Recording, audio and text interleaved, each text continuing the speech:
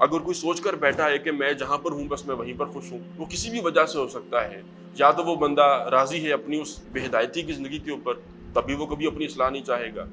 یا انسان کچھ برائیوں کو، کچھ گناہوں کو ذہناً قلباً قبول کر چکا ہے کہ بس اب یہ ہے، زندگی میں نہیں نکلتے تو نہ نکلیں، اب میں نے انہیں کے ساتھ زندگی گزارنی ہے، تب انسان کی اصلاح نہیں ہوگی. تو بہرحال ہر صورت میں پہلی شرط ہدایت کی ہے، طلب ہو انسان کے اندر. پھر انسان اس طلب کے اندر جستجو کرے، کوشش کرے، محنت کرے، تلاش کرے کہ صحیح کیا ہے، غلط کیا ہے، اللہ کی کتاب کیا کہتی ہے، ہمارے نبی صلی اللہ علیہ وسلم نے کیا زندگی ہمیں سکھائی ہے، کن چیزوں سے روکا ہے، کیا راستے ہمیں دیے ہیں. اب جب وہ حق سامنے آئے پھر اس کا تقاضا کیا ہے. اگر تو دل میں انسان کے دل صاف تھا، دل میں خلوص ہے، تو انسان کے سامنے پھر جو حق آئے گا انسان اس پر عمل کرے گا.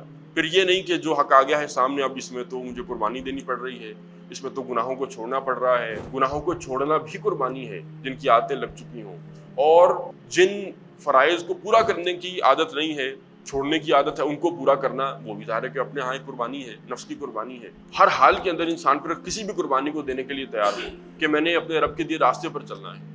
پھر یہ چیزیں ہدایت ہیں انسان کے لیے.